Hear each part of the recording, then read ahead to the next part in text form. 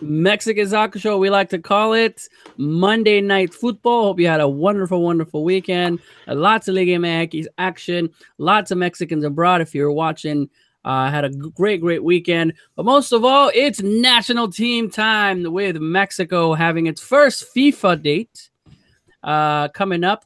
2 matches. Looks like everyone's playing all over the world, taking advantage of these FIFA matches. And we're going to just jump right in with our big question. Who is the biggest snub on this Mexico roster, if there is one? And we're going to go straight in because he's not prepared, Mr. John Arnold. I'm not ready at all. You know what? I got to tell you, man. I don't think there's a snub.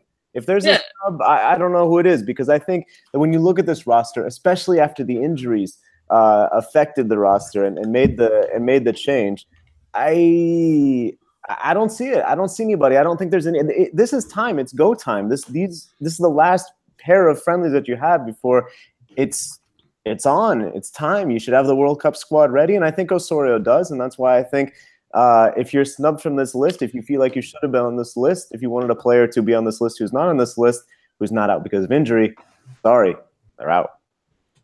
What did your sign say? I know. I can get it on there. It says, "En Mexico comen vikingos." All right. Just a warning to the Vikings, because that's also I think it's usually 2 for $20, the hot dog special at Oxxo.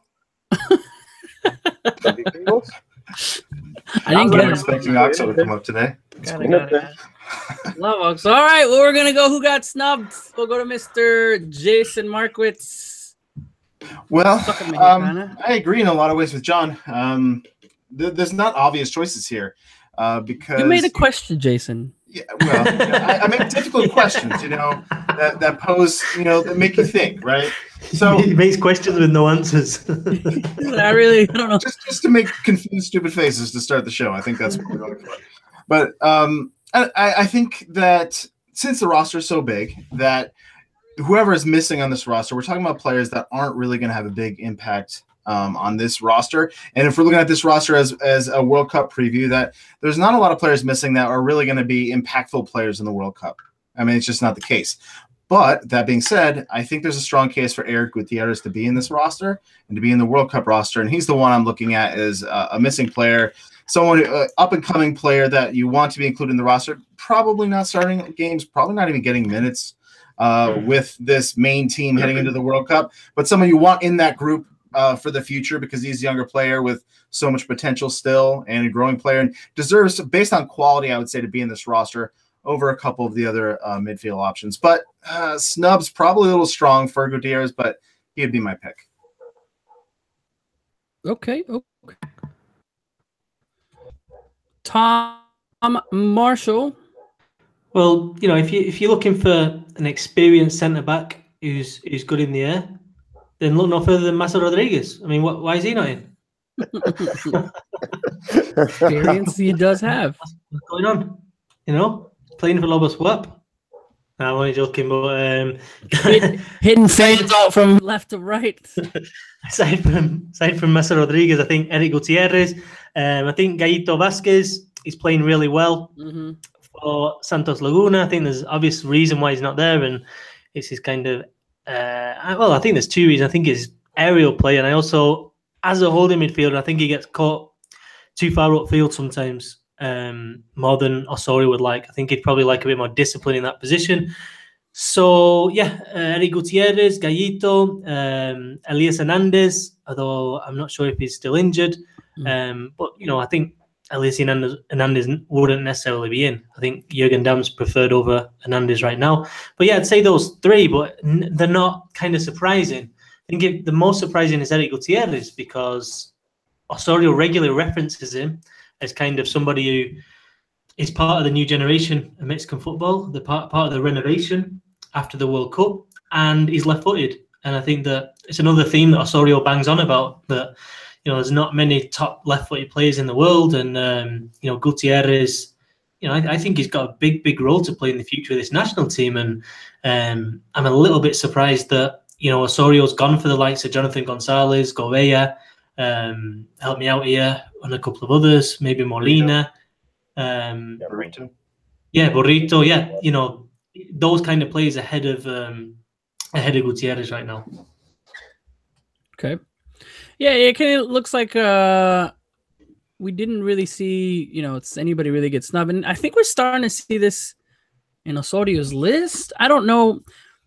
It's kind of funny because I was thinking at the time when I'm like, man, this person should have been on there. And it looks like every single time that we have had coaches, Piojo, even Tuca, even before, from Chepo days, there was always someone that got snubbed.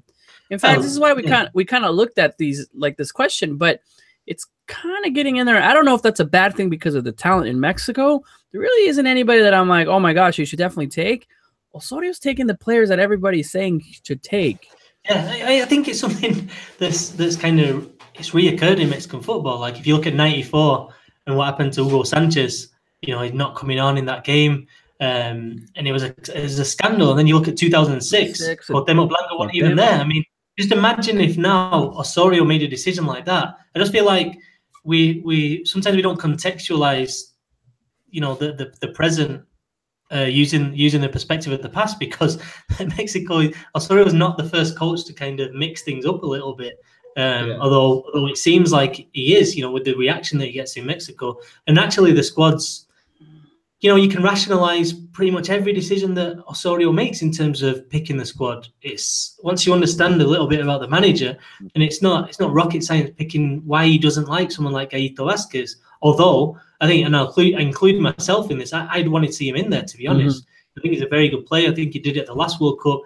Two titles with Leon, another title with Chivas. He had a couple of lean years, but he really got it together last year with Chivas. And then, once again, he's playing for the top club in Mexico right now. So yeah, it's but it's not leaving off a big name or someone based in Europe.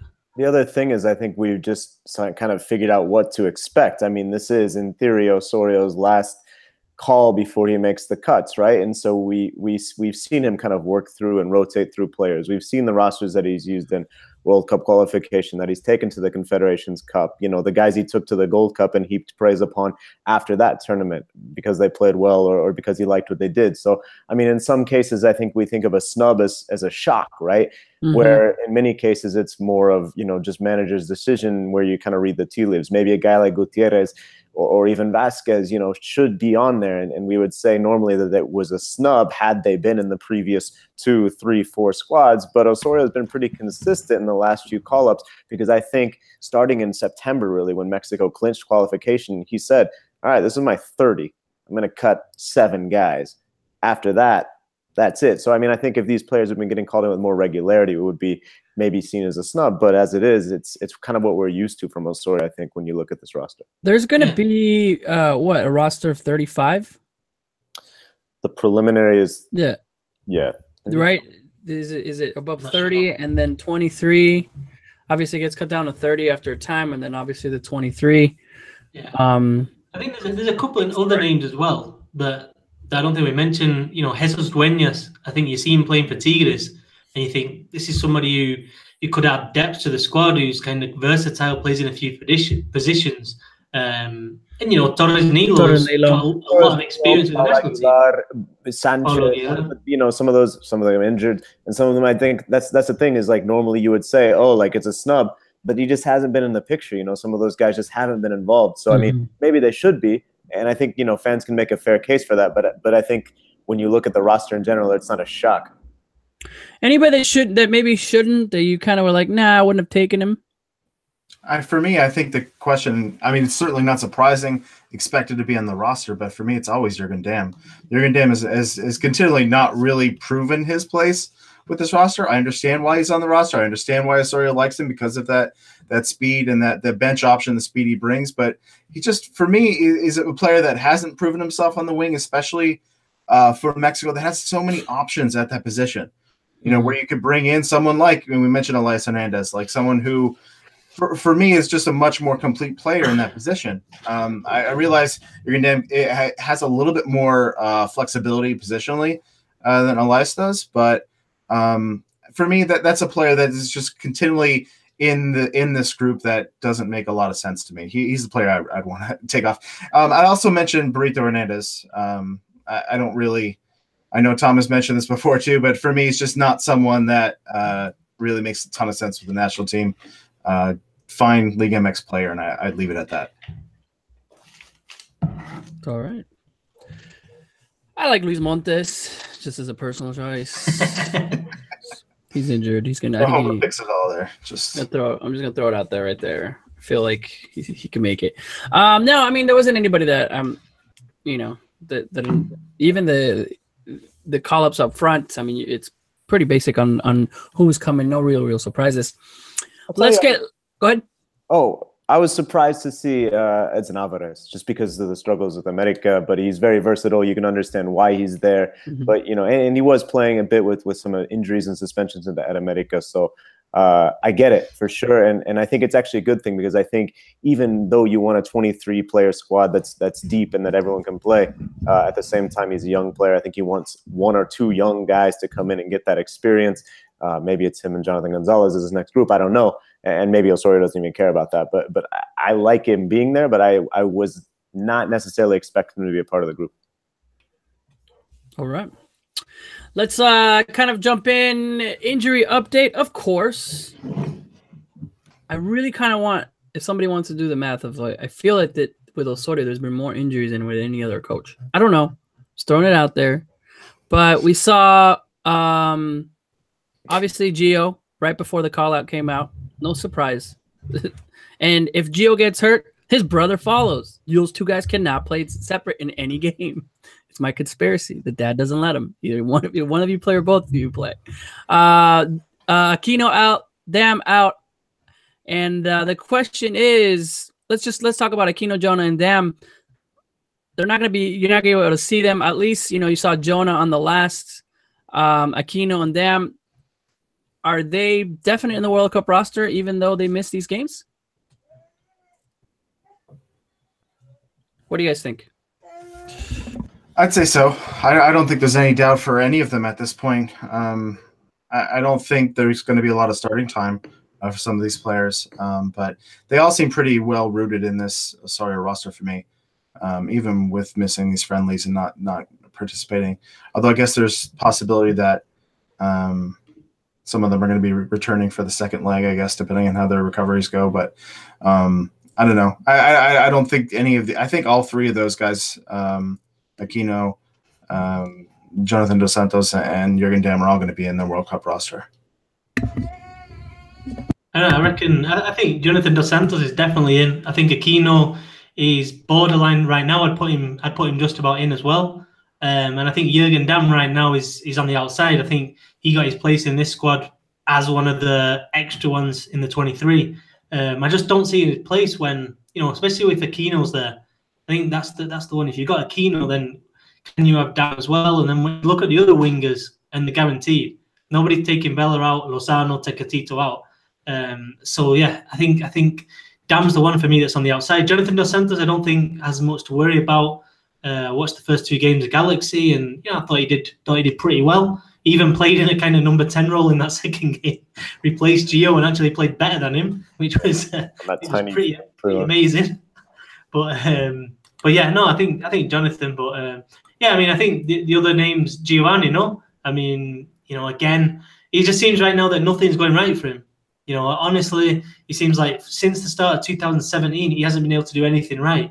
He had a really bad MLS season, didn't really do it for the national team, got a lot of criticism. And I honestly thought this year, after Osorio in San Antonio was like, he made a point. He wasn't necessarily asked specifically about it.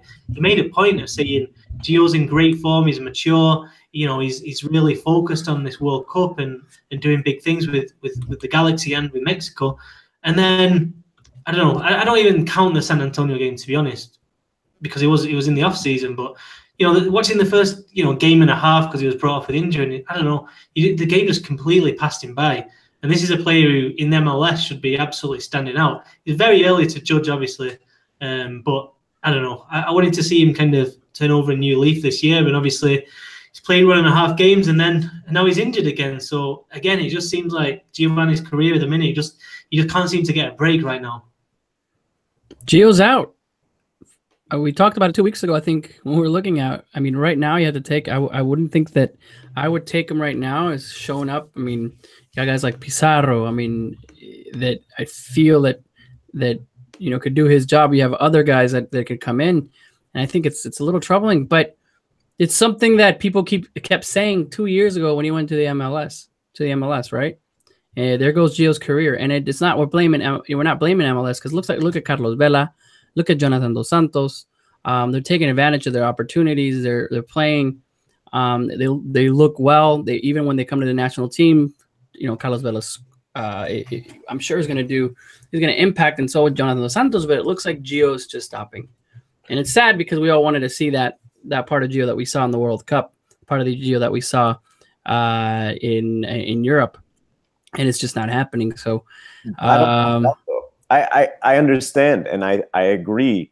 Not in good form. Didn't look good in the January game. I wrote my at the whistle column for that game was that Gio, that was his game, right? Osorio said before the game, as Tom mentioned, best physical condition of his career.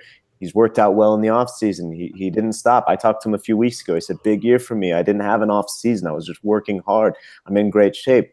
Then he gets injured. But when you listen to what Osorio says, after the game, he was asked, well, Gio, he didn't look comfortable. He didn't have a good role. And he said, I totally disagree with you. Now, maybe that's just trying to defend a player in the press that he knows can be brutal and knows has been brutal against Giovani specifically. But at the same time, if he has a poor game, I think we've seen Osorio in the past say, we were hoping for a little more, or we wanted him to do something different, or what have you, or even could say, well, this is a player in the preseason. But instead he said, I totally disagree. I thought he was comfortable. I thought he was good. So I think of the players we've been talking about, I think Jonna, Gio, and Aquino are all going.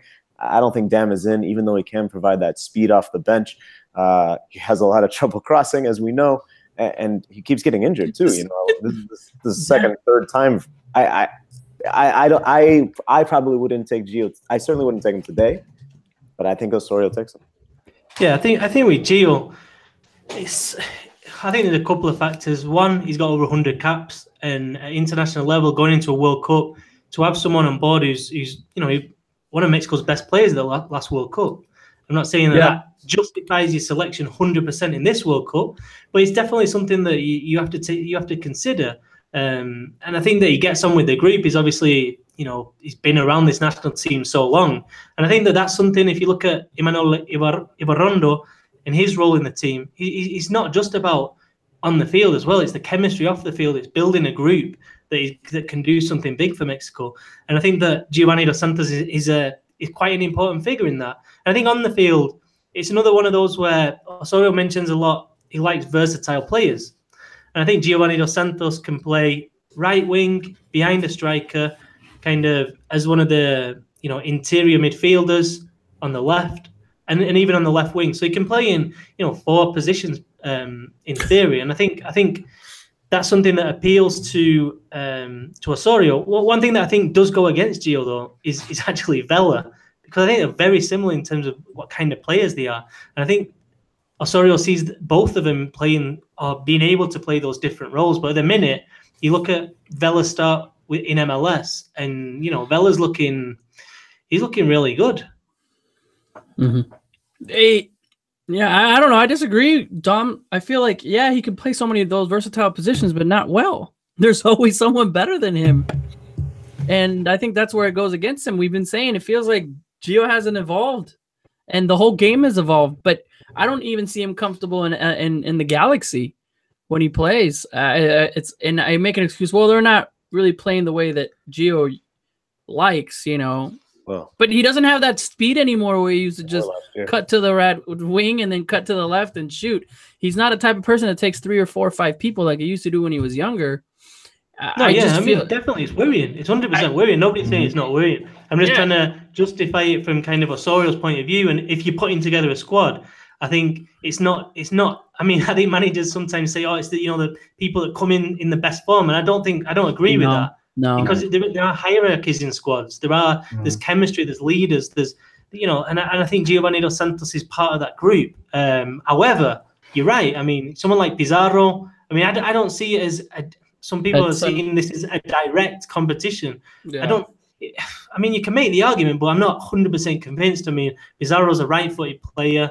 I think Osorio was saying yesterday on TV that he sees Pizarro kind of playing behind the centre forward. He thinks that's the position. I don't think he likes Pizarro on the wing. I don't think he feels that Pizarro's got the kind of stamina, the ability to go up and down the wing as Osorio would like him to. So, but Gio's not that either. So, I mean, I don't think, and I'm not sure the comparison's that good. But yeah, I mean, it's a worry. Giovani dos Santos right now is a concern. The only thing that I would say is I don't think he's near the starting 11. So if he is in this squad, he's there to possibly come off the bench. But I mean, I don't think I'd even bring him off the bench if you're 1-0 down. And you look at if you got Tecatito or Vela or Lozano, because at the end of the day, it looks like one of those is going to be on the bench. Then I think you'd bring any one of those three on ahead of Giovani dos Santos right now.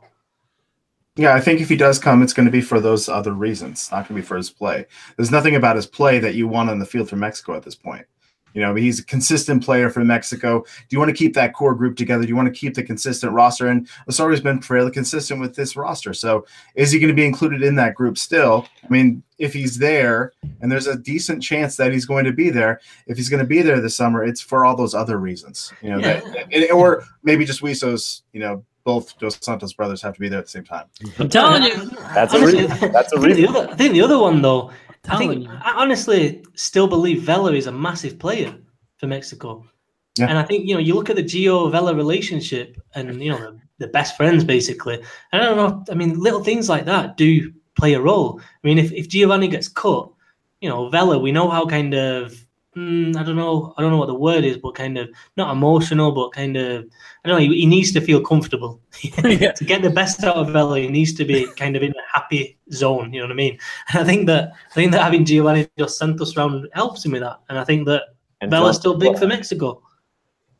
It's the same. It's the same with Jonathan, right? I mean, I know you're half joking, half serious, but obviously the brothers love being together. They're in the same club team. They're clearly having a good time. They're enjoying living together.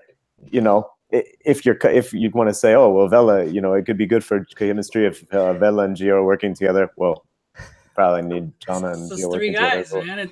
He just made me laugh. They're having a good time. It's like it's true. They're having a good time. I talked to Gio 2 weeks ago, 3 weeks ago. I was like, all right, so what do you do in LA? You're off training, you got a day, what do you do? And he's like, I stay home and read books. And I was like, all right, man, what you been reading? He told me books, man. I don't know. I guess they're sitting around with the book club. I don't know. Hollywood Book Club. The Dos Santos Book Club. You saw in 2010, man, 2010, Giovani dos Santos got snubbed off that World Cup. And you saw the well, not snub, because I think he wasn't really doing anything aside from riding the bench in Barcelona during that time, reading books. But you saw the dad kind of, oh well, he might go play somewhere else or he won't come in. And that was ridiculous though, because he had 24 players in the squad. I mean, I don't know what Aguirre I think he's a top manager, but I don't know what you're doing. I don't know. I still don't understand that decision. Both of Bautista. You bring in 24 players. And then you put the poor kid who's potentially the future of your national team midfield, and you cut him at the last minute. I don't know what he was thinking, me. And well, we'll see where it goes. Let's just move into actual match itself coming up in Santa Clara. As far as what I mean, this question is more of, is there anybody that really needs to prove themselves in this matchup? The one person I would think maybe he's not going to be there, but you're starting to see anybody else that you're starting to see, well, this is your last chance. I don't see anyone really aside from maybe a Govea. Govea, Jonathan Gonzalez, I think, are two players who maybe still have something to prove on the field. I mean, I think Osorio and those are both can do, but I think neither of them have many minutes with the. I don't know. I just feel like Govea. I don't see anything. Well, I mean, what have you seen him? I mean, it's. No, that's the thing. I haven't seen him. Right. Well, and that's the thing. I think they wanted to bring him into the January game. Obviously, he plays for a European club that wasn't going to release him, which is totally their right. I don't know if this is almost a consolation call. Hey, we wanted you in January. We still want you to be around the setup. good luck back in Belgium and Porto B, wherever you end up, kid. You know, we're watching you. Or if this is all right, let's see what you got against teams that are going to the World Cup.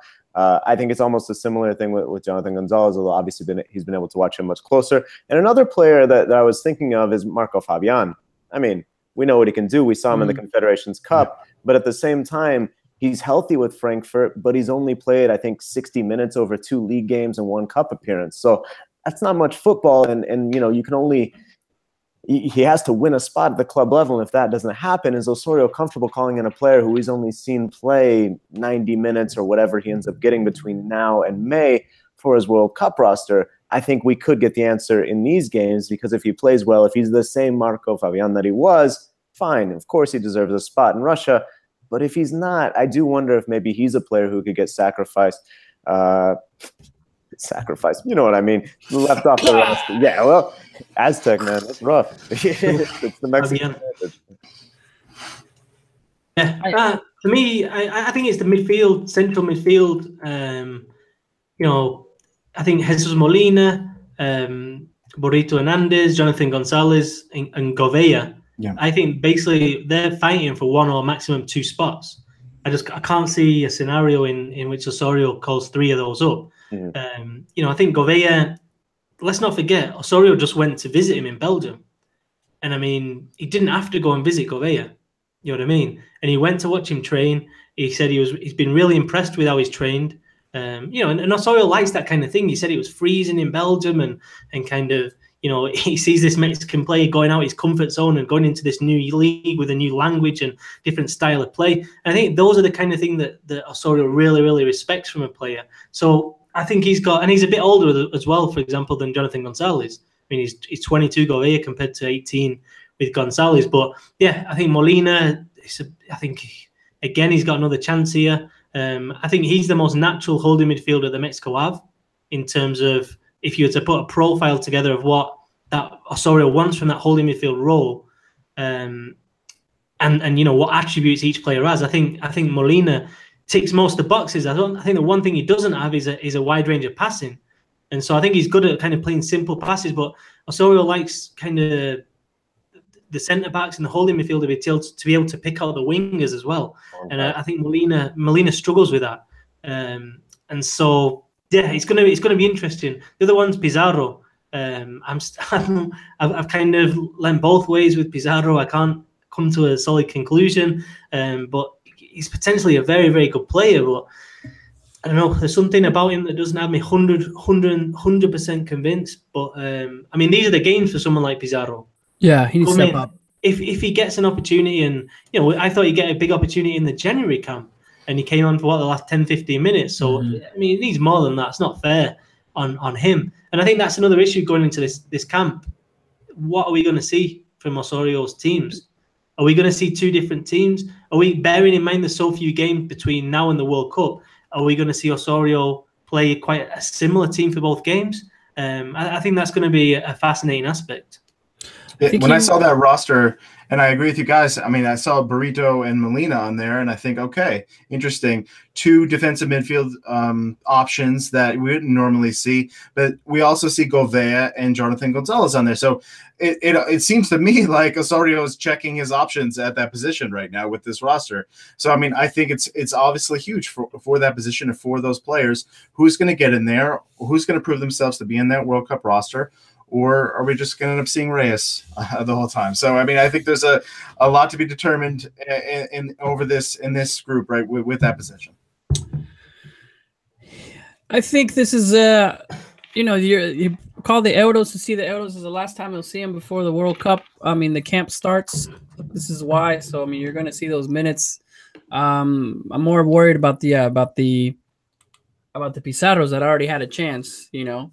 The Jonathan Gonzalez that did, and would I want him to split up maybe 2 teams for the 2? I don't know. I don't think so. I think this is a FIFA date. You take the best, and I want to start seeing that. But it's Osorio, and I don't think he'll do that. I think he has in his book, if we're down 3-1, what am I gonna use? I'm gonna experiment against Croatia. I don't know. In that sense, because he really takes these as exhibition games, and the result is there. But I think there's, from both these matches, I think Osorio with the Iceland game very much sees what the Sweden game could be like. I mean, Iceland's a team that, you know, they beat England in Euro 2016 and everyone was surprised and shocked. I think forget this. I know they're the smallest nation ever in terms of population to get to a World Cup. Forget all that. They're a good team. You know what I mean? This is a team that has finished top of the group in UEFA qualifying. They've got an absolute identity, 4-4-2, although they played a bit 4-5-1 of late. They know what they're playing. They're very good at free kicks, aerially very good. And I think this is it's a nice test for Mexico, because I think it's very similar to what the type of threat that Sweden will pose as well. And you know, on paper, if you take out the elite top teams that are going to cause any team problem, I think if you look at the style of play that would cause Mexico problems in a World Cup, it's a team like Iceland, it's a team like Sweden. And I think that's why Osorio, for example, feels that Sweden is by far the harder game in the group than South Korea. He feels like Sweden are a real threat. So I think we're going to see Osorio do what he did against the States in Columbus, which he's done in Trinidad and Tobago. I think he's going to prioritize players that are good in the air. So I think we're going to see Salcedo at right back, and I think we're going to see, I don't know, Molina or Reyes in holding midfield, or I don't know, but it's going to be maybe even Raul Jimenez because he's better in the air. I think Osorio is definitely going to, or I predicted he'd play, you know, like he did, like 5 players that are decent in the air against Iceland. It's that height thing. Comes back to that, right? Gallito didn't make it because he's not tall enough. I mean, but I don't think it's just height though. Just how he play in the air. For example, Burrito, and I know Osorio, for example, he thinks that he's not the tallest player, but he's quite good in the air. And another one's Jesus Gallardo. Again, not the tallest player, but not bad in the air. Like he competes in the air. Whereas I think someone like Gallito, he just gets blown away. Like if he goes up for an header, he doesn't bring up trophies. Then I mean, the guy's amazing in the air. Trophies. Oh my god, great in the air, beating these guys. No, I get what you're saying. What could go wrong in this Iceland game for us that can cause maybe some panic before this World Cup? Last FIFA match, great team like Iceland coming in. What's the worst thing that can happen? It is Santa Clara. Yeah, the worst thing. Throw it out there. Go ahead, John. Injuries and their big loss, and yeah, I mean. But I think reasonably, maybe the worst thing that happens is as Tom was mentioning. I mean, Iceland does have an aerial threat. You get exposed on a free kick or two, and then you go into Croatia. I think that's going to be a tough game. I'm sure you guys will analyze it next week. But you know, I think that's another game where, you know, it's not Germany, obviously, but it's a team that could play somewhat similar to Germany. I mean, I think that's what Osorio is trying to do with these games. So I think if you have a bad taste in the mouth, if you worst case, you know, like I said, give up a few set piece goals to Iceland, the press is angry, you know, you're not happy about it either. You try and get a result against Croatia and it doesn't go your way. I mean, there is a long time between March and the middle of May for you to kind of wash the taste out of your mouth if these games don't go your way. I mean, at the same time, it sounds like there's going to be a great crowd in California rooting for you. It sounds like there's going to be a great crowd in Texas. These teams are good. They are going to the World Cup, but they're not the competition that you faced and got positive results against in November on their turf. So, you know, you think these should be winnable for Mexico, but to answer your question, I think worst case scenario is, yeah, Iceland steals a couple set piece goals on you. The attack isn't functioning. The defense is looking weak again. That carries over to Croatia, and from there you may be avalanched down. Yeah, I think that I think you look at these games, and again, a bit like the November ones, but you know, obviously now we're nearer the World Cup. Confidence. It's about confidence. It's about kind of these players believing and not being overconfident, but you know, getting the job done, playing well together. And for me, you know, aside from the defensively and the set pieces, I think it's important that Mexico create against Iceland, because it'd be so frustrating from Mexico's point of view if this is a 0-0, you know, 0-0. Iceland shut Mexico down pretty easily. Mexico don't have that kind of, you know, they don't have the creativity to break down what is going to be a really tough defense to break down. And then you look ahead to that Sweden game and you think, you know, will doubt start to creep in there? Because I think one of Mexico's weaknesses is that kind of creative player. You know what I mean? I think if obviously you got someone like Vela, but I don't see too many of them. And I think if you play Herrera and Guardado as kind of the interior midfielders, and then with one holding midfielder like Diego Reyes, you look at that midfield three, and I'm not seeing too much creation. I see Herrera more of a player who links play, and Guardado as well, someone who kind of links the defense to the midfield and plays it forward, rather than players that play that key pass with regularity. Mm-hmm. That's why this match is so interesting to me, because it's almost like a hex match, but with just a higher quality play. You know, like they're going up against this team that's going to sit back and absorb this pressure, can do it so much better than some of CONCACAF opponents can do it to Mexico. And that's what it's going to be interesting to see. And that's like the worst case scenario, is that Iceland does shut down this Mexico attack. They do make them look lacking of ideas going forward, and kind of shut them down, which is a totally believable scenario for this friendly. And other than that, the thing that would scare me most is just kind of not seeing peak Hector Moreno or any of in the center backs, just any of that looking shaky back there. I just want to see like a fully confident center back pairing playing in this match, lacking mistakes, and obviously set pieces could come into play, and taking care of business in that regard, and the goalkeeper as well, because traditionally that's not really a strong suit for Mexican goalkeepers either. So hopefully I see some strong play in that regard. Obviously the result isn't the most important thing, but you just want to see a Mexico team that has their stuff together, right? Has an identity and look like a competent team going forward, and building that confidence. Like Tom said, I agree with that. I'm excited. And finally, from what we hear against Iceland, I hope they don't disappoint. I don't know. I'm afraid that it's just their travel. I don't know. I feel like it might not be the greatest of matches. That's what I'm afraid of. I hope not. I think it's we got a great competition. I think it's. I don't know.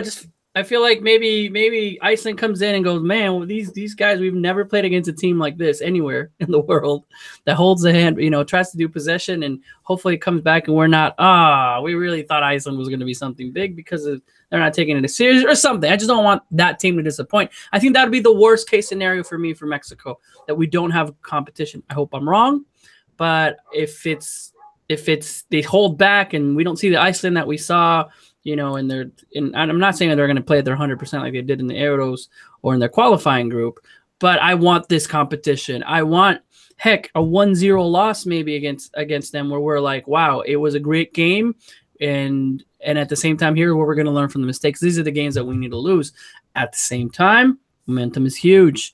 We beat a good team like Iceland that Ochoa or someone has a great games, and we're able to have a Vela or someone score, and we're seeing that momentum. And then here comes Croatia, and we do great. And now we're starting to see that momentum coming in, like we saw before 2010, if I remember, the best momentum coming into a World Cup, right after playing Italy and doing an amazing job against Italy before 2010, and just having that momentum that's there. So I can go both ways. Hopefully we see that. I'm excited to be there at the match.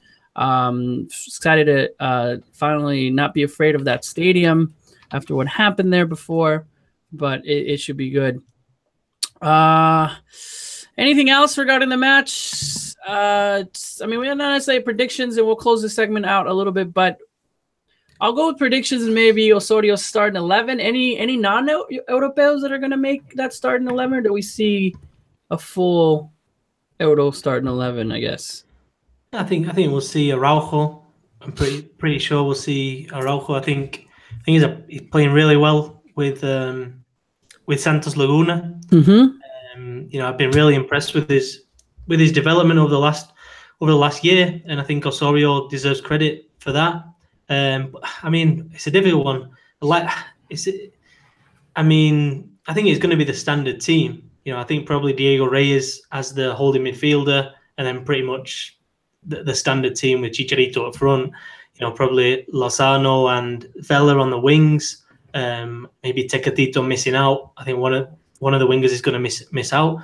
Herrera, Guardado, Reyes, Layún, Salcedo, Araujo, Ochoa, and Moreno.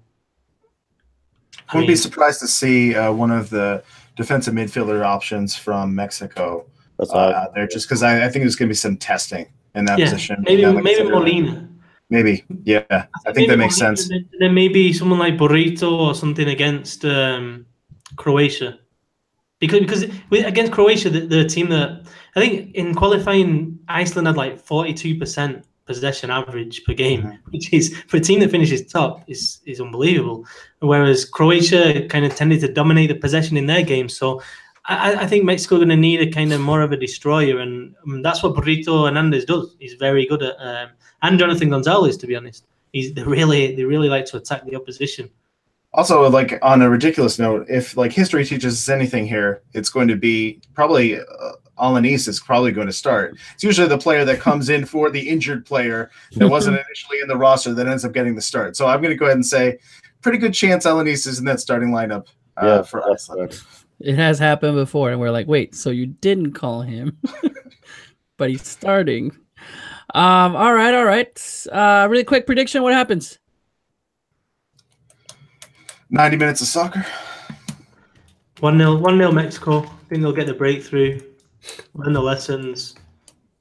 And I think that'd be a really good result, especially the clean sheet. I'm sure Osorio this week in training is going to be working so hard on defending set pieces, defending the balls into the box. I think Mexico have got enough to get past Iceland. I think so too. Like I said, though, a set piece goes in one way or the other, and then you're looking at a different result. I'm with Tom. I mean, I think it's going to be a tight game that Mexico can probably pull out 1-0, 2-0, and a late goal after getting one in the first half and controlling the game, something like that. I just think it's going to be a very tight game. And again, I think Mexico will be tested on defending set pieces and defending the occasional counter. So I think it'll be good for Mexico. Like Jason says, maybe a Hex Plus game, like a Super Trinidad. Hex Plus. Hex Plus. Jason. Worth mentioning just quickly as well that Sigurdsson, the Everton player, is out, and he's for me by far Iceland's best player. And that's true. I'm not sure. They all have beards. But he was the top goal scorer in qualifying. He basically, I think he had the most assists as well. So he kind of runs the team in kind of the attacking sense. But if one team really isn't dependent upon one star player, it's certainly Iceland. But yeah, he's certainly someone that'll be missed. Prediction: 2-1 Mexico. I think it could really. I mean, I think it'll be tight. Maybe the goal in the first half of Mexico, but you start bringing all these subs and a friendly in the second half. Like I think it could really open up and get a little crazy. I wouldn't be surprised if Mexico let one pass and give up one, but hopefully they still come out on top. 2-1 Mexico, let's say. Wow, I don't think this has ever happened. Everybody choosing Mexico winning. Usually there's hesitation that's there. I'm gonna go with a 1-1. I think it's gonna be a good test. But I don't think Mexico gets past. They're gonna be lazy on defending, or Osorio moving people around maybe towards the end. Maybe 1-0 Mexico in 75 minutes, and then too many pieces to move around. And there it is. Iceland ties it at 1-1. Comes back against Croatia. I think they'll have a better result against Croatia with that Dallas crowd too. So that is my prediction. Really quick, Mexicans abroad. We'll start moving around.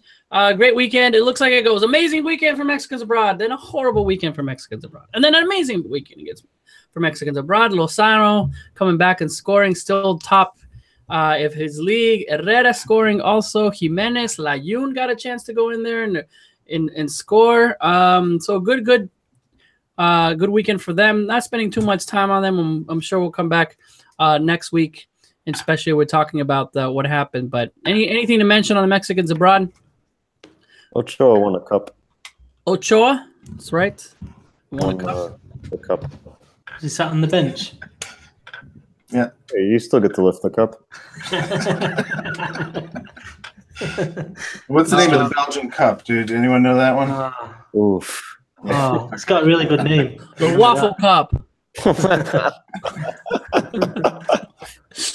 All right. Well, that moves over to Liga MX, where the news of the weekend, which we won't spend that much time, but I thought it was hilarious. It all over the place. Mr. Piojo Herrera getting a fight with the Toluca coach and Cristante, and it's just funny to see that guy, man. I'm actually really surprised he didn't swing.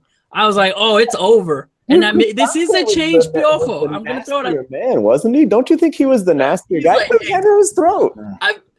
Martinelli's like, look, I went off on his family and he punched me. You actually choked him. Nothing happened to you. That's Piojo for you. But let's talk about America.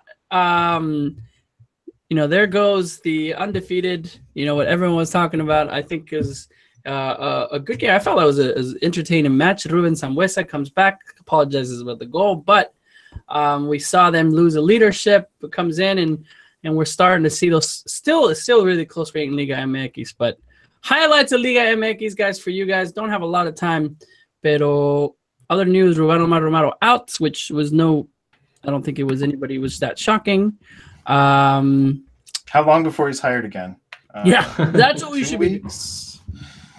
Somebody's gonna pick him up, right? 6 Lobos. But you know what, man? It serves them right.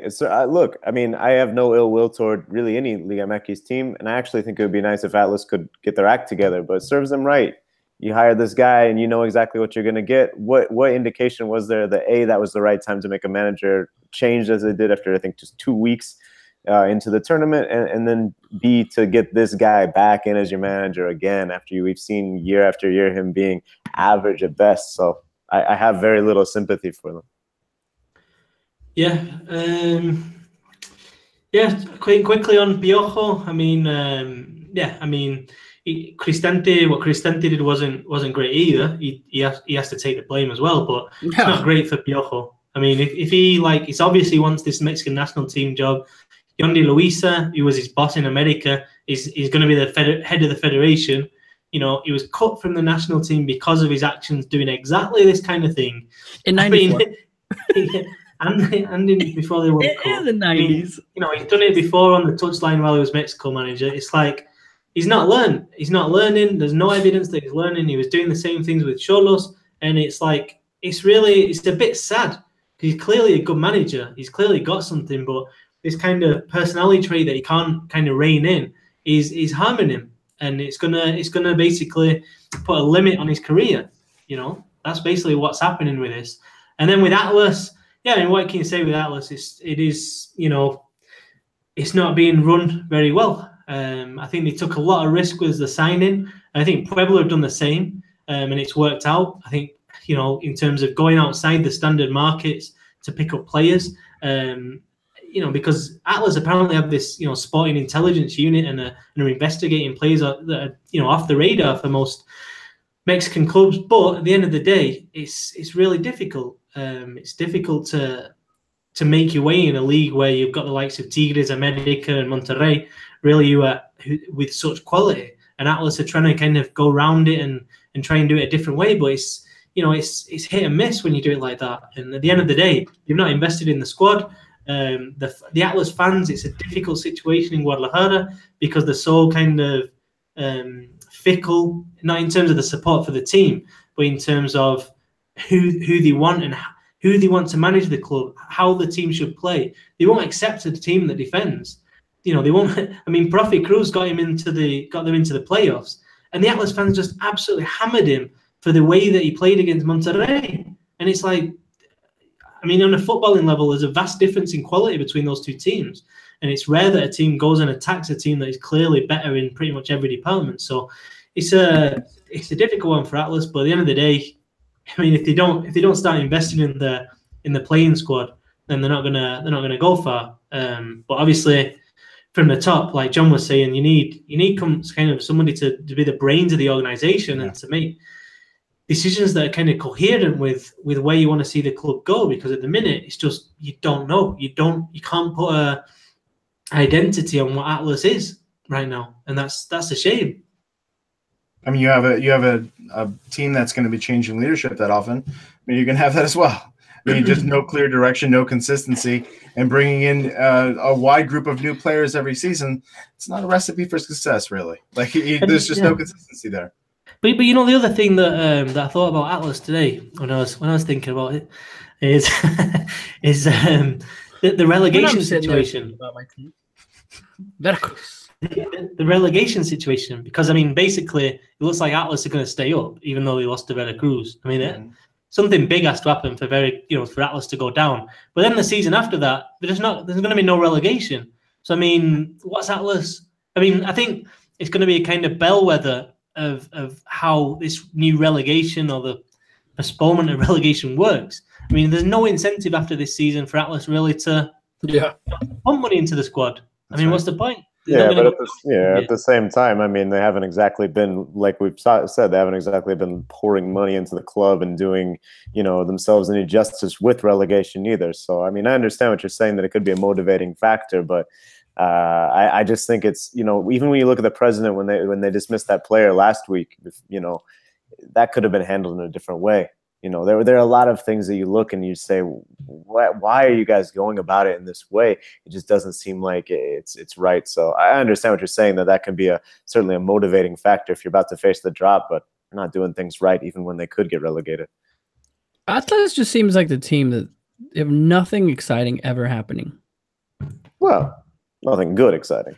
I guess you're right. But I mean, it's everyone gives, Cruz Azul and hate on Cruz Azul, but you're an Atlas fan, man. You're really suffering because at least Cruz Azul gives you, I guess, gives you a little hope. Because Atlas doesn't give you any hope at all, so maybe that's why it's that is the difference between those two fan bases. I mean, Cruz Azul fans will get hope up before it's ultimately destroyed. Atlas fans will maintain faith with the lack. I mean, there's a real lack of hope there. There has to be, right? I mean, because where has the hope built up? Because they just have not gotten close. There hasn't been those close calls. There hasn't been the build up and excitement, the occasional flash, and then it's gone. And it's tough, man. It's tough. I feel for Atlas fans. It's rough. It's actually pretty interesting because it's almost like because of the lack of respect, lack of success, there's this kind of culture amongst Atlas fans of like absolute defiance that we don't care how bad we are. And it's almost like the worse we are, the more we're going to support this team. They're like the Cleveland Browns in the NFL. It's amazing. I mean, and you look at the average attendances, and it's pretty good. Yeah. Is there a team like in England like that? Like it's just Newcastle. It's like we're the worst of the worst, but we're going to continue, and we're proud of it. Yeah, I mean, I think Newcastle. But not. Yeah. I don't know. It's a difficult one for Atlas at the minute. The other thing that comes to mind is when you look at that game, Rafa Marquez, Juan Carlos Osorio keeps getting asked about him, and it's like, okay, maybe the legal situation will clear up, but then he says every time he's going to be evaluated on the sporting. Yeah. I just don't see anything. No, he's definitely dropped his level compared to last year, 100%. I watched him live a couple of times as well, and he's really struggling. I mean, he's struggling to keep up. I think he was brought off in the 70th minute the other day, and Rafa basically rarely gets brought off. I mean, this is a 39-year-old player who's missed a big chunk of last season. Right. He came back, and I was surprised how good he looked last season. But then he got another injury, which kept him out until the preseason, and then he's been suspended recently. He needs to forget the legal side. If on the field now, after this international break, he's got a lot to do in what is 5 matches. He's only got 5 matches. Atlas aren't going to the playoffs. 5 matches left to prove himself to Juan Carlos Osorio, and I'm not sure. I still wouldn't rule out him being an assistant manager at the World Cup, though. Bringing him along. I'd be fine. Bring him in as a utilero. In terms of Atlas, I think Atlas, if you want identity and all the things we've talked about, put Rafa in there. Put him sporting director, put him as the president, put him as the manager. I don't know, whatever. Put him as a coach. You know what? I do, yeah, absolutely. And I would love to see him as a coach, because when you see him as a substitute, he's clearly like doing things. But one of the things I hated about the Romano hire is there's no young Mexican managers in the league right now. That's not entirely true, but there's very few.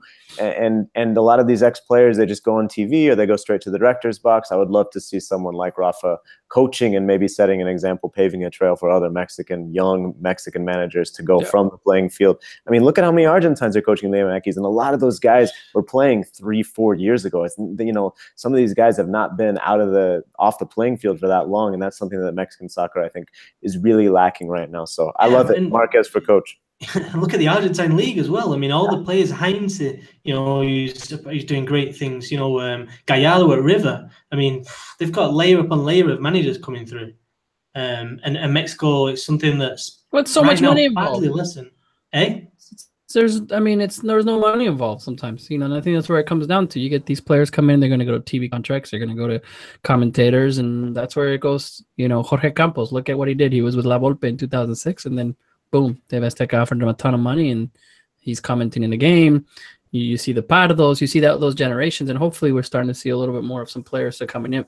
Yeah, but I mean, like when you take that job in the studio, you're not going to get fired in 4 months and have stuff thrown at you from the stands. Like, I mean, true. It's a big difference in the job you took. Yeah, but the other thing, I mean, I don't know. You saw more than 80s. I listen to these ex-Mexico players, and none of them completely convinced me that they'd be great managers. Yeah, you're right. I mean, that's true. I mean, I don't want to overly criticize them, but you listen to the kind of punditry and the analysis of the game, and you never get the idea that they've got like in the mind a fixed way they want to play, a way of motivating, a way of doing things and don't get me wrong, they could be good managers, but I'm talking about really good. None of them kind of, when you listen to like Guardiola speak or even like Golkar at Cholos or whoever, like you listen to these Argentine guys and they're like, they kind of win you over. Well, they talk in a different way. But don't you think that's also cultural, Tom? Don't you think that also until we start to see Mexicans do that? Don't you think? I mean, the Argentines are doing that because they have this tree now where they can all point back to Bielsa or whoever. I mean, well, you gotta look. I mean, it also has to be. I mean, you look at the best Mexican managers that played in Mexico. Who is that? And aside from the 80s, aside from the players that are in 86, 90, 94, I mean, the Aguirres, the Remidas, you're looking at those players that became coaches, and then but they weren't like crazy great players. And we've said that before. Great players doesn't necessarily mean great coaches. No, but I mean, even in the in general, I mean, Profe Cruz, to be honest, he can talk about football. I think Nacho Ambriz is probably the nearest. Nacho Ambriz, yeah. But again, he actually is very studious. And 98 was the last time he was. 94 was in the Nationals. That's what I'm saying. There's those generations of players that were done. And you start seeing maybe Torrado. Right, maybe Torrado's already sporting direct. I don't know. I mean, they just seem to be afraid of kind of, getting the Gonzalo Pineda. Isn't he in? He's the assistant at Seattle. Seattle. But MLS is much better than Mexico at doing that. There's a lot of former MLS players who are already coaching. Some of them have been successful, some of them haven't. And I think you have to have that. You have to have some fail to have some succeed. But I think Pineda, maybe he gets an opportunity on the bench at a Mexican club, maybe not. He's welcome to be part of Schmetzer's staff, and I think that's another example of where Mexico could, start to develop a next generation of coaches. But I'd put money, John, on after Schmetzer leaves, because how did Schmetzer get the job? He stepped up. Yeah. I'd put money on Pineda being the next Seattle Sounders manager. Yeah, they do that a lot. I don't know, it might be 3-4 years, but at the end of the day, this is what the Mexican coaches have to do. They have to be on the bench, do the dirty work. It's not just about stepping in and taking over a team, but doing the dirty work. Maybe we can let Rafa Marquez off the dirty work. Just give him the Atlas job. I think so, but in general, that's what you want to see. That hashtag, get it trending. Hashtag Marquez for Atlas manager. It can't get any worse. Such a catchy hashtag. He'll be. We'll do Rafa for number 4 because that's his thing. Rafa for Atlas. There we go. It's done. Hey. It'll actually be better for Atlas because he's off the field, which makes the team better. So there you go. All right, guys.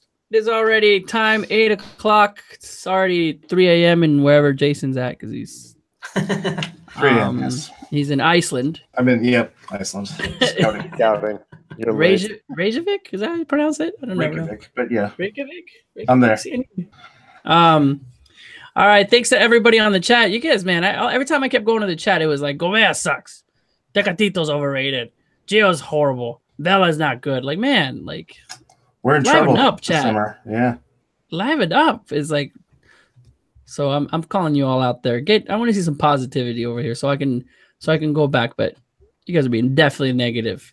You'll be those people that are like everybody sucks, were the ones that are gonna be crying when Chicharito scores against Germany, you know, in the 10th minute, and then we get blown out by 5-1. But that very first goal is gonna be crazy. All right, guys. Thanks a lot. Tom, you're gonna be going to Santa Clara and then Arlington, right? So we'll definitely see you there. I know we're talking about John staying in Arlington. You'll be at Arlington, all right. I'll see. Won't be able to see. I'll be at the Santa Clara game, and then yeah, it'll be lots of fun. Continue to follow the Mexican Soccer Show, all the coverage that we're doing, and then really quick, Patreon. If you are not a follower, please, Jason, what do we have for our Patreon users? Some news, some shirts. What's going on? A lot of we've had a lot of Countdown to Russia podcasts that have been excellent lately. Tom says I put out a couple last week, a bonus one last week talking about CONCACAF Champions League. If you didn't get a chance to check that out, I highly recommend you do that. We also have some t-shirts coming out for those that are our supporters of the show and support our Patreon. You go check it out. There's some t-shirts coming your way soon. They're going to be pretty cool. Oh, we got all those messages that just said large, small, medium. I saw those. We're getting sizes. We want people to be fitted correctly in these shirts. So cool, it's all happening. Go check it out. Patreon.com/The Mexican Soccer Show. Yes. So certain amounts gets you a shirt. It's definitely worth it. It's going to be cool. I already saw a little bit about number one. I want to tell you guys that. Good choice. All right, vote number one. All right, guys. Thank you so much, John. You didn't turn on your light, dude. What happened? Yeah, well, yeah, it's fine. Don't worry about it. All right, I really wanted to see the flashing lights there. Thank you so much, Jason. And again, Mr. Tom Marshall. We'll talk to you guys next week in another edition of the Mexican Soccer Show. Amy, Adriana, and Cesar had the night off today, so we'll continue to do amazing things here at the Mexican Soccer Show. Please follow us, subscribe if you haven't already here on YouTube, and follow us everywhere else. Yeah, that's pretty much it, guys. Hasta la próxima. Adiós.